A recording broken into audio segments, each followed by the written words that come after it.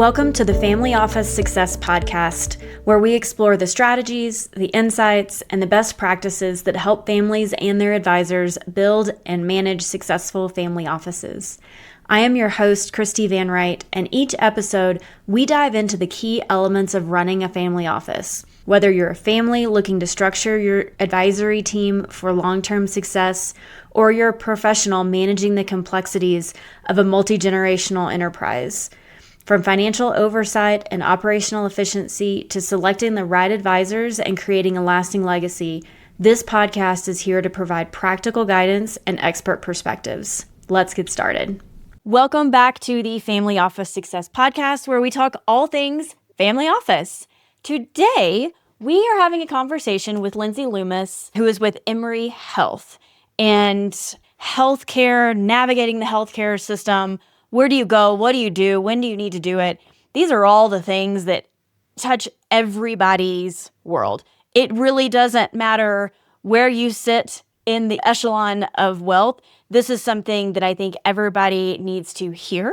So I'm super excited to have Lindsay on today to kind of walk us through what Emory Health does, but also kind of give everybody an overview of what this marketplace looks like, maybe some tips and when to do things, because Lindsay, I'm pretty sure some deadlines are coming up that people are going to want to know about. No fooling. With that, Lindsay, welcome to the show. Thank you so much for joining me today. Thank you so much. I appreciate it. It's great to be here. So why don't you give us just a little bit of background on you, and then who is Emry Health? Absolutely. Yeah, I'd be happy to. So first and foremost, I always like to mention, because empowerment for women, I am a self-made woman. So I always had a career, put myself all the way through school through my MBA. So something I'm really proud of and like to say that so other folks get that same sort of proudness behind themselves. But I started in the life insurance industry early on in my career, moved over to the employee benefits side of the house and worked for a third-party administrator focusing on employee benefits. Then onto the higher education side of the house, where I was at UMass Amherst for a number of years, actually managing the student health benefit plan that was on campus there. And then worked on the executive management team of the third largest carrier in the student market, which is Wellfleet Insurance. And then spent a few years consulting, kind of doing my own thing, and then finally found myself home here at Emory. And I'd be remiss without saying that nobody plans for a career in insurance. But it was a quick realization for me to realize that there's so much education that's needed surrounding something that we're all mandated to have that we all really kind of don't understand.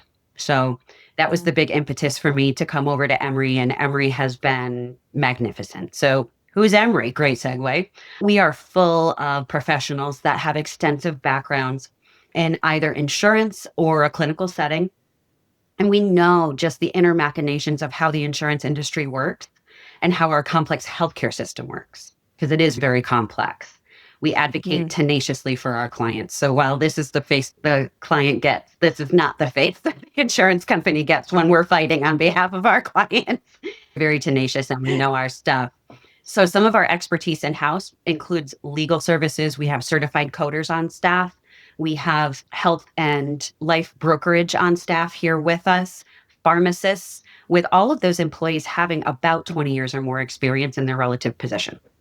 Lots of expertise, clearly. Yeah. So let's just hit on the big elephant that is quickly and looming largely over everyone. This big topic of conversation, which is open enrollment and the importance of clients or families looking into what that needs to look like for them, their current benefit lineup, maybe what it needs to go to. So let's first start with, what are the dates for open enrollment that people need to keep in mind? Absolutely. So really important that we're hitting upon this, because everybody should have this looked at every single year, and I'll go into why. So there's 2 different open enrollment dates that are going to come into play. 3, really, if you're employed. Okay. So there's Medicare open enrollment, which is coming up, which is October 15th through December 7th. That would have a 1/1 effective date. Then there's the ACA open enrollment that happens. That starts November 1st, goes through January 26th in most states, goes a little bit farther in other states. But good rule of thumb is make sure you're not waiting until the last minute to get those enrollments in. I would like to tell folks most times I like to say enroll by mid-December. If it's ACA, enroll by mid-December to ensure that you're getting in that plan. Why is it important? It's important every single year because as we get older, we're certainly not getting less complex in our healthcare needs. I mean, it'd be nice, but it's just not going to happen. So Not reality. Right, exactly. So our health needs change. The types of appointments we need change. We need colonoscopies now. We need all of these different things later in life that it's relevant, right? While those are all part of your ongoing wellness preventive visits, it's good to have making sure that you're mindful of the fact that your health needs are changing. So while you're going through all of those different things, outcomes from those different tests that we're going to might indicate that we might need other services in the future. Our prescription needs change. That's a big deal every single year. Our prescription needs, they could change month to month, right? But the formulary every single year at the carrier level changes. So you want to make sure that you're looking at that again to ensure that you're in the right plan that's going to satisfy those.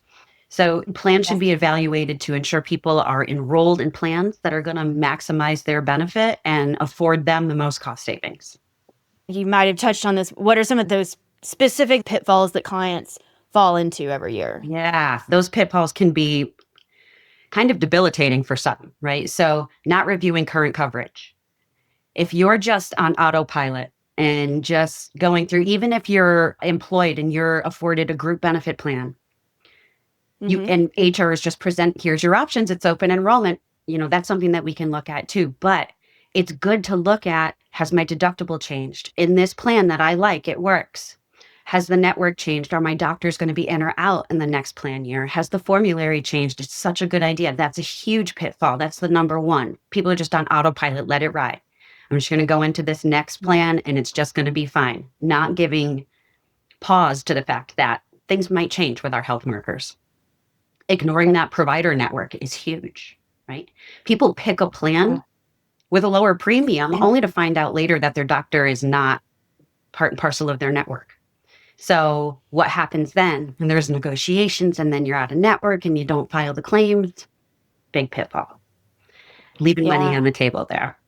That makes a lot of sense. And I mean, I'm quite sure it's coming back out. Yep, looks about the same. Let's move on is probably what most people do. Yes. Again, no matter where you are or what you're doing. So I think I know the answer to this question, but I'm going to ask it just in case. Why is it helpful, or how can a consultant be helpful to help clients and families with this open enrollment time period and beyond? Absolutely. So the critical role of having someone that's doing the concierge, doing the consultancy work behind the scenes is to ensure that the clients are realizing the most from their benefits. Period. Stop. Let's make sure that they're being educated in what is going on. Are they seeing in-network providers? If they're out of network, who's filing those claims? Can we negotiate down the cost of it? So many of our clients will see out-of-network providers or concierge doctors, well within your right to do so. But what we can do, what a consultant can do, is contact that provider's office, that doctor's office, and say, such and such a patient's coming in for a service. Can we negotiate down the cost of a cash pay price? And we can do that and get the cost of that service negotiated down ahead of time. Some clients don't like that, and we completely understand that, again, well within their purview. Just make sure on the back end we're getting those claims so we can file them. They can start mapping towards your accumulators and start hopefully getting some money back from the insurance carrier. So, question on that. One of the questions we get asked a lot, actually, from our families is, can you help us file health benefit claims? And I will tell you, I tell our families, that's not inside our purview because you have HIPAA compliance. There's all kinds of things. And that's not something that we have an expertise in. And so that's not a service that we are comfortable providing and knowing that we can do an excellent job at it. So you've clearly figured out a different way, or a way to handle HIPAA compliance issues between the family and the provider and the insurance company. That's a pretty unique service, quite frankly. It is. We are right now the best kept secret in healthcare, which we're trying desperately to change, Christi. So well, I'll tell you, you're going on my short list of referrals. I love it. Sources for our families, because we get asked about it all the time because it is such a process when they're traveling or they're seeing a provider that's not in network, and you want that to go towards your deductibles and, your out-of-pocket expenses, but you got to go to the trouble of submitting all of it. So that is great to know. I am filing that away for personal reference. Yep. So let's move a little bit into, we call it the blind spot, or, how we sort of just say, oh, that looks about the same, we'll let it ride, which most people do, unless they know there's an issue. So, I mean, what does that really cost a family if they say, you know what, we're just gonna let it ride and it'll be fine, especially for some of our higher net worth families who may have a lot of healthcare issues? Can you address the cost of not paying attention here? Yeah, absolutely. We put a lot of emphasis on creating and maintaining wealth, but in my experience in the insurance industry, people are so lackadaisical about their benefits, about how they work, about how to utilize them. And that's what's got to switch. I'm going to give you just a personal story here.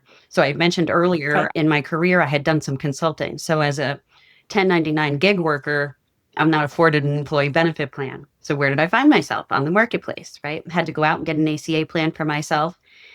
I'm telling you now, Christi, as I look at you and your pretty face, that if I didn't have a moniker of understanding of what I was looking at when I went out to that marketplace to see all of the carriers being thrown at me, all of the premium dollars being thrown at me, deductibles, coinsurance, co-pays, all of the cost shares associated with it, the different documents that had to be compared and contrasted and looked at.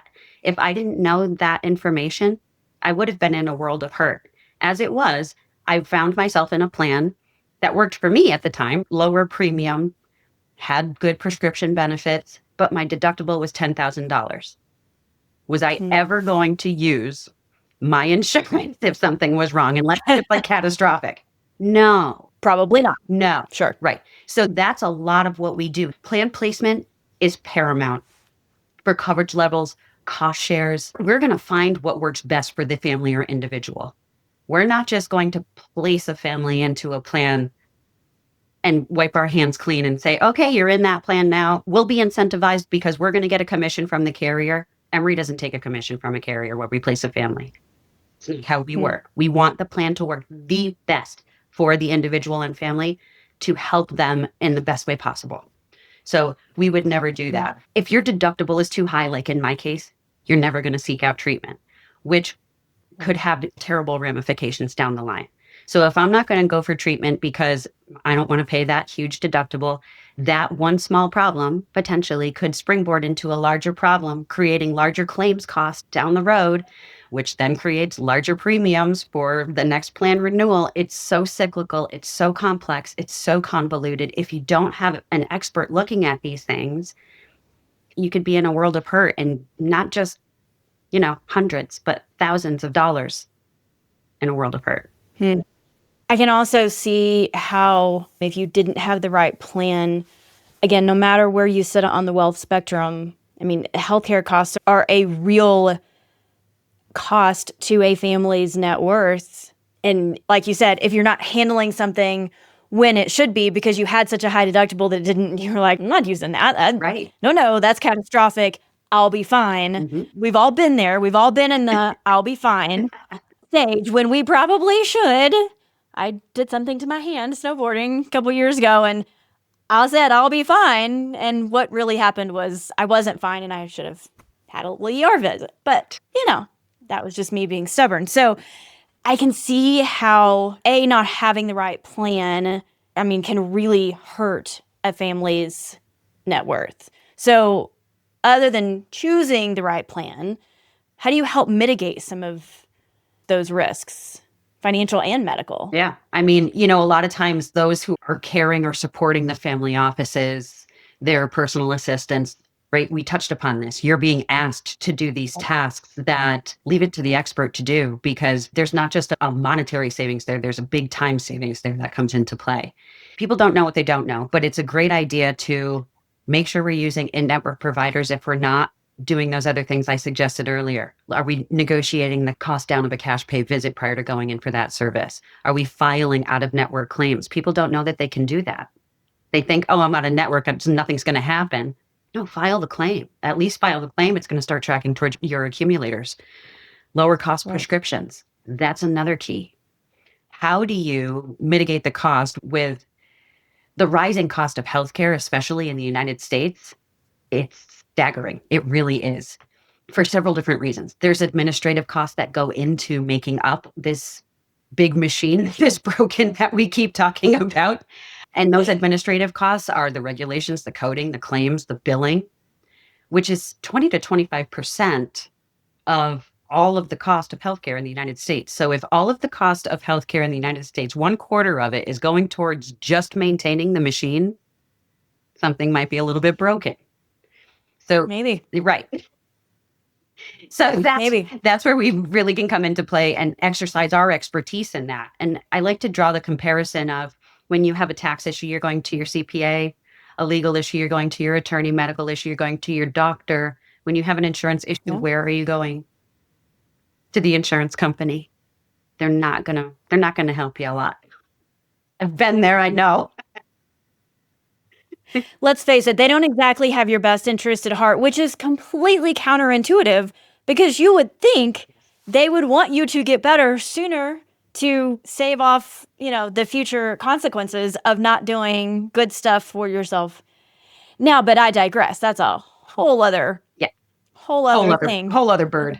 Let's just say the system is designed to defend the system. And if you're not within that system, this is not a playground this is not a game that you're going to win, generally speaking. So how do we win at it better? How do we do better in this game that is not designed for the rest of us to know how to play? How can a consulting firm really help this you mentioned concierge advocacy? How can you, specifically for the ultra high net worth families, the entrepreneurs, the small business owners, how can you really play a key role in helping us, I fall into that category, to play the game better? Absolutely. Like I was suggesting earlier, it's such a critical role. And if you don't have the expertise there, it's really about the expertise. But from my opinion, honestly, I started this conversation with you. We're chatting about people not understanding their benefits. So there's a huge educational factor that comes into play, especially with what we do. So from a consultancy perspective, when we're going through open enrollment, we'll present a number of different options and explain why we recommend. This is why you do this because X, Y, and Z. This is the drugs you're on. This is, these are the doctors that you see. These two are out of formulary, but we're going to be consultative in the approach with that. And anybody doing what we do should be doing that to help the client understand their full expenditure, basically, right? Let's make sure that they know that there's no hidden costs, that there's transparency. Christi, I have a question. When's the last time you went for a service and wanted to get a service done, whatever that service is, whatever it is? Maybe it's a car service. Maybe you go to the spa and you say, oh, I want a facial. And they say, great, we'll tell you the price when it's done. Because that's lack of transparency in insurance. That's what 100%. Would we ever do that? We would never accept it in any other industry. No. I want to go buy a car. We'll tell you how much it is when you drive off the lot. Great. Right? Yeah, no, that definitely is not a thing. And that is such an interesting comment because that kind of is exactly what this is. I had never thought of it like that. That's right. So we're going to provide transparency. We're going to do that legwork to try and find out what is going to be expected from the client. I want the client just to be able to show up for an appointment. We will make the appointment. That's all I want them to do. Show up for the appointment, provide us with the bill on the back end, make sure that we get it. I want to make sure that it's been billed correctly. 80% of all of our claims in this country, 80, not 18, 80 have errors. So if we're not yes. If we're not what? Yeah. That's like, what? Yes, I know. How is that even okay? It's not, but it is the big broken machine that we all have to deal with, but we don't know about. So imagine how much. Here's another great example. I had a client when I first started with Emory who said, "Hey, Lindsay, just wanted to let you know I got a $5,000 medical bill in the mail. I'm going to pay it." No, please don't pay it. Don't pay that bill. Let me look at it. Let us look at it. So we have certified coders on staff. We went in, made sure, looked at the bill from the doctor provider's office. It was incorrect. It was incorrectly coded. So when it went over to the carrier, it adjudicated incorrectly. Who knew? Sure. Right? But when people are just getting their Right. explanation of benefits and they're like, yeah, okay, I don't know what I'm looking at here. That goes in the Exactly. trash, right? Then they get the bill and they're like, oh, okay, well, I think that matched what, I don't know. I'm just going to pay it and they're on autopilot. This particular person only owed $1,000, but would have paid $5,000. Do you Wow. think that the money is coming back to her? Sure. Oh, No. absolutely not. That's what a consultant does. That's what we're going to do. We want to make sure we're working in the high net worth sector. That's fantastic. It's wonderful. But just because people are high net worth doesn't mean that they should be unnecessarily getting rid of their worth. Amen. Let's stop the madness. Let's Yeah. make sure. So it's education. It's making sure that the client is understanding the jargon, what's being told to them by the insurance carrier, by the doctor, coordinating all that stuff in the background, prescription management, cost savings, you name it, as it relates to healthcare administration. We are here in the background greasing the gross machine so it works. Helping the rest of us play the game better. That's what I'm hearing. I love it. So when you're working with a family, or maybe a family is working with a practitioner, whether that be legal, CPA, wealth advisor, financial advisor, us as a family office, what are some of the things that we as practitioners should be listening for, or maybe should be asking? Because this is not, I do have families ask us if we will review their health insurance bills and if we'll submit to the insurance. And of course, I've said, no, now I'm going to refer them to you. However, that it's not exactly something that comes up unless we're paying their bills. And then sometimes we're like, hey, we just paid these guys. Or we did, not to pry more than you want us to, but did you have 2 surgeries, or is there something else going on here that, that we don't know about? There's a reason usually that conversation comes up. So from a practitioner perspective, let me bring this question back around here. What are some of the things that, I see squirrels, that we could ask, that we could prompt to a client, to a family, to try and kind of tease out, would this be helpful? Or should we all just go in and say, hey, by the way, do you have someone who's working with you? And just let that stand and see where it goes? I mean, what would you, how would you guide us? Yeah. So the more and more we're having conversations like this, the more and more folks that are in family offices and helping families are leaning on experts in different fields. You cannot possibly do all of it. No. Nor should you. Nor could you. Nor would you want to, right? Because you No. cannot be good at everything, right? Yeah. So, things to be listening for are people going on Medicare. Has someone sold their family business? Is someone exiting a C-suite position? Anybody on COBRA? Are there dependents aging out, 26-year-olds aging off of mom and parents' plan? Complex medical diagnoses? Exorbitant amount of claims coming in? Lots of doctor's appointments, lots of coordination in the background. Those are the things to be listening for. I would mention to you, I have a lot of clients that just say, I don't have any of that stuff going on. I just don't want to deal with it. That's fair. Yep. We got you. Yep. Because you don't know what you don't know.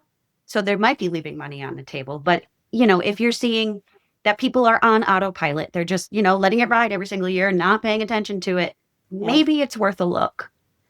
Maybe it's worth a look. Okay. Because at the very least, you have Medicare beneficiaries who have been in the same Medicare Part D for their drug for years. They might be up against it now because formularies change every single year, and some of their drugs might fall out. If they're on specialty drugs, that's even worse. So that's when we can really come in and apply value. So how does a family, if you are not reimbursed or not paid by the carriers when you're placing coverage. How does a family work with you from a fee perspective? Absolutely. What does that look like? Yeah, we're just flat fee based. So if we're just shopping a plan, it's about 12 hours that we're going to spend shopping a plan for an individual or a family. That's one set of costs. Then there's, the full concierge service that includes that first portion. And it's under $10,000 a year for full concierge service, typically. Which, if you have any kind of medical billing, Right. you're probably going to save at least that. You will save at least. Based on the fact that 80% of claims are incorrect. Yes. So when we have a 97% retention rate for clients and we have a 200% ROI, typically 200% return on investment for our services, because we're filing those out of network claims and getting you reimbursed, and it makes a difference and it adds up. And not to mention, that it's going to be done accurately, right? And the family offices, the support, they don't have to worry about it. It's just take it off their plate, because you at the very least don't want to be doing what's wrong by a client. And you also don't want to be saying no to the client. But what you can say is, I don't do that, but we know who does. Absolutely. I mean, that is probably 40 or 50% of what we do is, that's not us, but let us help you find somebody. I don't ever want to tell a family, just no, it's not us, and I'm not sure, but we've got really good networks. Let's find some resources. Absolutely. So for anybody, any other practitioners and advisors out there who are listening to us, I hope that your takeaway is Emry Health, Lindsay, is a resource, whether the family decides to utilize services of any concierge health or anything else that you're doing. Your network just expanded a little to be able to provide better and more resources to the families that you serve. So, awesome. Yeah. Thank you. Lindsay, how can people find you? I think now we've captured everybody's attention. And if we haven't, it's because they went to go make a sandwich. Right. So how do we find you? You can find me anywhere. You can find Emry online. EmryHealth.com is one way. Emry Health Concierge is another way. LinkedIn, social, we are everywhere. Happy to provide any email addresses or anything like that to you, Christi, if you wanted to post those. But yes, awesome. Please, any questions for me to talk to a client for the first time, to do a needs assessment with them, completely free. Doesn't charge. We don't charge anything for that. We get the lay of the land with them, understand how we're going to help them, and then set about a plan and start helping. Love it. Yeah. I will be linking to your socials, your email, your websites in the description for the podcast. So folks, if you're interested, click the more button, click the 3 dots, do the drop down, and you'll be able to see all of the ways that you can get in touch with Lindsay and her team. So Lindsay, thank you. This was super helpful. I'm so glad we were able to do this and get it pushed out before this open enrollment starts and stops. So hopefully this is timely information for everybody, and I really appreciate your time. Absolutely. I couldn't be more happy or proud to be doing this with you. I truly appreciate the offer and to be chatting with your audience. Love it. All right. Y'all have a great day. Talk to you later. See ya. Thank you for joining me today on the Family Office Success Podcast. I hope you found this conversation insightful and valuable as you navigate the complexities of family office services. If you're looking for more ideas or resources, or want to explore how we can support your family office or your family through services and training and strategy, connect with me on LinkedIn or visit our website at whiteriverconsultants.com, and be sure to subscribe to our newsletter for updates and expert insights. And if you're ready to take your family office to the next level, consider joining our mastermind, where we can help you manage that chaos and create better outcomes for the families you serve. Until next time, I'm Christi Van Wright, and this has been the Family Office Success Podcast. Take care and keep building for the future.